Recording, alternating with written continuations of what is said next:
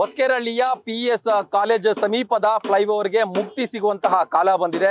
ಸದ್ಯ ಈಗ ಅಂತಿಮ ಹಂತದ ಕೆಲಸಗಳು ನಡೀತಾ ಇದೆ. ಸದ್ಯ ನಾನೀಗ ಫ್ಲೈಓವರ್ ಮೇಲೆ ಇದ್ದೀನಿ, ನಿಮಗೆ ದೃಶ್ಯಗಳಲ್ಲಿ ತೋರಿಸ್ತೀನಿ. ಅಂದ್ರೆ 2020ರಲ್ಲಿ ಈ ಫ್ಲೈಓವರ್ ಕಾಮಗಾರಿ ಆರಂಭವಾಗಿತ್ತು. ಆದರೆ 5 ವರ್ಷಗಳಿಂದ ಮಂದಗತಿಯಲ್ಲಿ ಸಾಗ್ತಾ ಇದ್ದಂತಹ ಪರಿಣಾಮ ಸಾಕಷ್ಟು ಸಮಸ್ಯೆಗಳಾಗ್ತಾ ಇತ್ತು. ಅಂದ್ರೆ ಟ್ರಾಫಿಕ್ ಸಮಸ್ಯೆ ವಿಪರೀತ ಆದಂತಹ ಕಾರಣ ಜನರು ಈ ಜಂಕ್ಷನ್ ದಾಟೋದಕ್ಕೆ 20 ನಿಮಿಷ 30 ನಿಮಿಷ ಕಾಲ ತಗೊಳ್ತಾ ಇದ್ರು. ಅಂದ್ರೆ ಮೈಸೂರು ಭಾಗದಿಂದ silk board, Marathahalli, electronic city ಭಾಗಕ್ಕೆ ಹೋಗುವಂತ ಜನರಿಗೆ, ಜೊತೆಗೆ ಸಿಲಿಕ್ ಬೋರ್ಡ್, ಎಲೆಕ್ಟ್ರಾನಿಕ್ ಸಿಟಿ ಅಥವಾ ಮಾರತಳ್ಳಿ ಈ ರೀತಿಯಾಗಿ ಬರ್ತಾ ಇದ್ದಂತ ಜನರಿಗೆ, ಮೈಸೂರು ರಸ್ತೆ ಹೋಗುವಂತಹ ಜನರಿಗೆ ಸಾಕಷ್ಟು ತೊಂದರೆ ಆಗ್ತಾ ಇತ್ತು.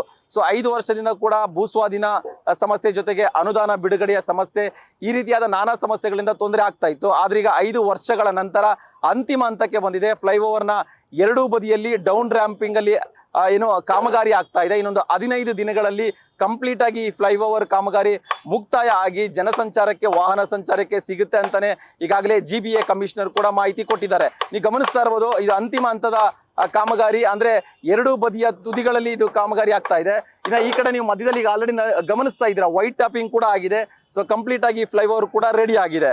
ಒಟ್ಟಾರೆ ಹೊಸಕೆರಹಳ್ಳಿ ಸಮೀಪ ಇರುವಂತಹ PS ಕಾಲೇಜಿನತ್ತ ರೆಡಿ ಆಗ್ತಾ ಇದ್ದಂತ ಒಂದು ಈ ಫ್ಲೈಓವರ್ ಜನರಿಗೆ ಸಾಕಷ್ಟು ಅನುಕೂಲಕರವಾಗುವಂತ ಒಂದು ಫ್ಲೈಓವರ್ ಆಗಿದೆ ಇದು.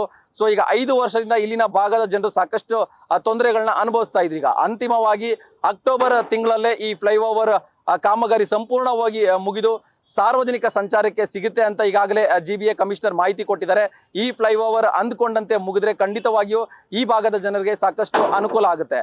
ಕ್ಯಾಮರಾ ಪರ್ಸನ್ ರಘು ಜೊತೆ ಭರತ್ ಕೃಷ್ಣಪ್ಪ, ನ್ಯೂಸ್ ಫಾಸ್ಟ್, ಬೆಂಗಳೂರು.